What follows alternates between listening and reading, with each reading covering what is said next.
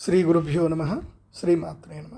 ఇక్కడ ప్రధానమైనటువంటి శ్లోకము శ్రీమద్ భగవద్గీతలో, భగవద్గీతని మొదలు చేసిందే ఎవరు అంటే ధృతరాష్ట్రుడే మొదలు చేశాడు. ఇది బాగా మనం అర్థం చేసుకోవాలి. ఇంత పవిత్రమైన గ్రంథము, భగవంతుని యొక్క ఇంత పాపులర్ భగవద్గీత అంటే ఆల్మోస్ట్ పంచమ వేదంతో సమానము. అలాంటి భగవద్గీత ప్రారంభమే దుష్టుడితోటి స్టార్ట్ అయింది. ధృతరాష్ట్రుడైనటువంటి ఒక మూర్ఖుడితోటి స్టార్ట్ అయింది. అందుకోసమంటే అజ్ఞాన రూపుడైనటువంటి ధృతరాష్ట్రుడు, సంయమరూపి అయినటువంటి వాడు సంజయ్. అజ్ఞానం మనస్సు యొక్క అంతరాళంలో ఉంటుంది. అజ్ఞానం అవతరించిన మనస్సు గల ధృతరాష్ట్రుడు జన్మ అంధుడు. అతడు సంయమ స్వరూపుడైనటువంటి సంజయుని ద్వారా చూడగలడు, వినగలడు. అతనికి పరమాత్ముడే సత్యమన్నది తెలుసు. అయినా కూడా తన వలన ఉత్పన్నమైన మోహరూపి అయిన దుర్యోధనుడు జీవించి ఉన్నంత వరకు అతని దృష్టి ఎల్లప్పుడూ కౌరవులపైనే ఉంటుంది, వికృతులపైనే ఉంటుంది. శరీరం ఒక క్షేత్రం. హృదయ దేశంలో దైవీ సంపత్తి బాగా ఎక్కువైనప్పుడు ఈ శరీరము ధర్మక్షేత్రమైపోతుంది. ఇందులో అసురీ సంపత్తి బహుళమైనప్పుడు ఈ శరీరము కురుక్షేత్రమైపోతుంది. కురు అంటే చేయి అని అర్థం. ఈ శబ్దము ఆజ్ఞార్థకం అంటే పని చేయు అని మనం ఆజ్ఞ చేసినట్టు. శ్రీకృష్ణుడు ప్రకృతి వలన ఉత్పన్నమైన 3 గుణాలకు వశుడై మనిషి కర్మ చేస్తున్న శ్రీకృష్ణుడు అంటున్నాడు, ప్రకృతి వలన ఉత్పన్నమైన 3 గుణాలకు వశుడై మనిషి కర్మ చేస్తాడు. అతను క్షణమాత్రం కూడా కర్మ చేయకుండా ఉండలేడు అని అంటాడు. గుణాలు అతని చేత కర్మను చేయించుకుంటాయి. నిద్రపోయినప్పుడు కూడా కర్మ చేయడం ఆగిపోదు. అది కూడా ఆరోగ్యవంతమైన శరీరానికి అవసరమైన మందు మాత్రమే. ఈ 3 గుణాలు మనిషి నుండి పిపీలికాది పర్యంతము అందరి శరీరాల్లో బంధించి ఉంచుతాయి. ప్రకృతి వలన ఉత్పన్నమైన గుణాలు జీవించి ఉన్నంత వరకు చెయ్యడం అన్నది వెన్నంటి ఉంటుంది. కాబట్టి జన్మమృత్యువుల క్షేత్రము, వికృతుల క్షేత్రము కురుక్షేత్రం. మరియు పరమ ధర్మస్వరూపుడైన పరమాత్మలో ప్రవేశింపించగల పుణ్యమైన ప్రవత్తులు పాండవుల క్షేత్రం, ధర్మక్షేత్రం. ఇక్కడ మనము ఇది అంటే ఈ చాలా ఇది అద్భుతమైన డిస్క్రిప్షన్ ఇది ఒకటి ఇచ్చారు. ఈ పుస్తకం నేను మీ అందరికీ కూడా నేను నా డిస్క్రిప్షన్లో పెడతాను. ఒకవేళ డిస్క్రిప్షన్లో మీకు ఒకవేళ మా పిల్లలు పెట్టడం మర్చిపోతే కనుక మీరు నా వెబ్సైట్లోకి వెళ్ళిపోయి డౌన్లోడ్లో బుక్స్లోకి వెళ్ళిపోతే మనకి ఈ పుస్తకము నేను డౌన్లోడ్స్లో పెడతాను నా వెబ్సైట్లో. మీరు అక్కడి నుంచి డౌన్లోడ్ చేసుకోండి. ఫస్ట్ ఇక్కడ నా వరకు నేను భగవద్గీత చదివినంత వరకు నేను అర్థం చేసుకున్నది ఏంటి అనేది మీకు చెప్తాను, జాగ్రత్త వినండి.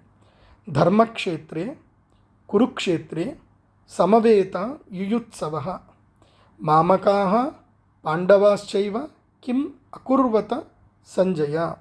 ధృతరాష్ట్రుడు సంజయ్ని అడుగుతున్నాడు. ధర్మక్షేత్రే అంటే ఇది ధర్మయుద్ధం. ఇది ధృతరాష్ట్రుడికి తెలిసింది, ఇది అధర్మం జరిగింది. ఈ అధర్మం జరిగింది కాబట్టి దీని మీద భగవంతుడైనటువంటి శ్రీకృష్ణ పరమాత్ముడు ధర్మయుద్ధాన్ని నిర్ణయించాడు. కాబట్టి ఇది ధర్మక్షేత్రము.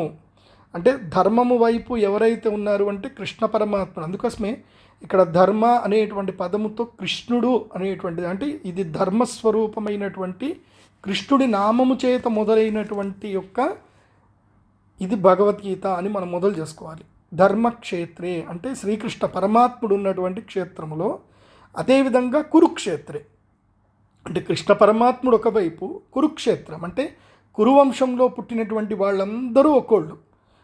అది కాకుండా ఇది కురుక్షేత్రములో అంటే ఆ యొక్క ప్రదేశములో యుయుత్సవ అంటే యుద్ధము చేయాలన్నటువంటి కోరికతో ఉన్నటువంటి వాళ్ళందరూ కూడా సమవేత అంటే వచ్చి సిద్ధమై ఉన్నారు, రణరంగంలో సిద్ధమై ఉన్నారు.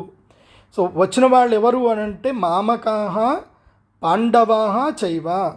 సో ఇక్కడ మామకాః అంటే నా వాళ్ళు అంటే అర్థం ఏమిటి? దుర్యోధనుడే మొదలైనటువంటి 100 మంది కౌరవులు, అదేవిధంగా ఈ ధృతరాష్ట్రుడి వైపు ఉన్నటువంటి వాళ్ళందరూ కూడా అని మామకాః అంటే నా వాళ్ళు అని ధృతరాష్ట్రుడు అంటున్నాడు. పాండవాశ్చైవ అంటే పాండవులు అన్నాడు. అంటే ఇక్కడనే ధృతరాష్ట్రుడు తన యొక్క దీని కేటగిరీస్ చెప్పేశాడు. అంటే వాళ్ళు నా వాళ్ళు కాదు అనేటట్టుగా చెప్పేస్తున్నాడు. వీళ్ళని మామకాహ అన్న అంటే వాళ్ళు పాండవులు కూడా మామకాహ అవుతారు. వాస్తవంగా చెప్పాలంటే పాండవులు కూడా ధృతరాష్ట్రుని యొక్క పిల్లలే, తమ్ముడు పిల్లలే.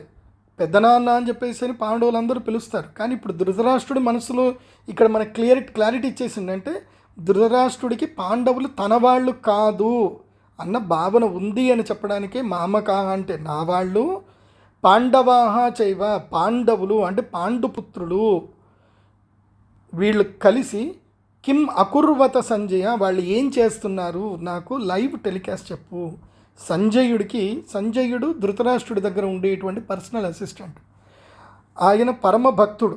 ఆయనకి వేదవ్యాసుల వారు దివ్య దృష్టినిచ్చి నీవు అక్కడ అక్కడ కురుక్షేత్రంలో ఏం జరుగుతుందో ప్రతి విషయాన్ని కూలంకషంగా నువ్వు నీ కళ్ళతో ఇక్కడి నుంచి నీ మనోనేత్రంతో చూడొచ్చు. నువ్వు ధృతరాష్ట్రుడికి జరుగుతున్న విషయాలు ఎప్పటికప్పుడు తెలియజేయవచ్చు. అంటే ఇక్కడ అన్యాయం ఏమైనా జరుగుతుందా లేదా అనడానికి కూడా వేదవ్యాసుల వారు అందుకోసమంటే ధృతరాష్ట్రుడికి మనసులో ఒక వెలుతుంటుంది. కృష్ణుడు కృష్ణుడు కదా, ఏదైనా మాయ చేసి నా పిల్లల్ని చంపాడేమో అన్న బాధ ఎక్కడైనా వెలతి రావచ్చేమో అన్న ఉద్దేశంతో వేదవ్యాసుల వారు తన పుత్రుడైనటువంటి అంటే తన సంతానం అయినటువంటి ధృతరాష్ట్రుడికి ఇదే విషయం ఇట్లాంటి క్లారిటీ రావాలి. ఎక్కడ వైపు కూడా మనం పక్షపాతం లేము. ఎందుకోసమంటే ఒకవైపు పక్షపాతం చూపిస్తే కూడా అధర్మమే. సో ఇక్కడ కృష్ణుడు ఉన్నటువంటి ధర్మక్షేత్రం కాబట్టి ఇక్కడ పక్షపాతం ఉండదు, ఇక్కడ ధర్మపక్షపాతమే ఉంటుంది అని తెలియజేయడానికే ధృతరాష్ట్రుడి యొక్క నోట్లో నుంచి మొట్టమొదటిగా వచ్చినటువంటి మాట ధర్మక్షేత్రే అని మొట్టమొదటి మాట వచ్చింది. కాబట్టి కురుక్షేత్రే అంటే కురు అంటే ఏంటి, చేయి అని అర్థం. ఈ తప్పు చేసినటువంటి వాళ్ళందరూ ఉన్నటువంటి క్షేత్రము అంటే అధర్మము చేసినటువంటి వాళ్ళందరూ ఉన్నటువంటి క్షేత్రము అని అర్థం. అంటే ఇక్కడ ధర్మమునకు అధర్మము చేసినటువంటి వారికి మధ్యలో జరుగుతున్న యుద్ధము, ధర్మమునకు అధర్మమునకు జరుగుతున్న యుద్ధము.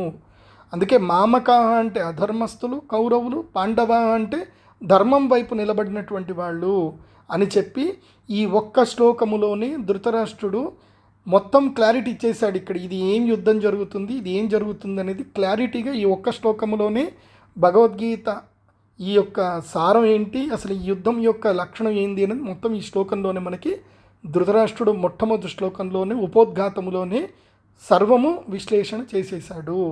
ఇది మనకి వ్యాసుల వారు రాసినటువంటి భగవద్గీతలో మొదటి అధ్యాయం లోపల మొదటి శ్లోకం ఇప్పుడు పరిసమాప్తమైంది. సో మనము మరీ ఎక్కువగా డీప్గా వెళ్లకుండా వెళదాము. నాకు భగవంతుడు ఇచ్చినంత జ్ఞానం వరకు మీ అందరికీ సులభంగా అర్థమయ్యేంత వరకు నేను ఈ భగవద్గీత శ్లోకాలు చెప్తూ ఉంటాను. కాకపోతే మీరేం చేయండి అంటే ఈ శ్లోకం ఒకటి వచ్చింది అని అంటే ఆ రోజంతా కూడా ఆ శ్లోకాన్ని కంఠస్థం చేసే ప్రయత్నం చేయండి. సర్వే జన సుఖినో భవంతు. శ్రీమాత్రే నమః.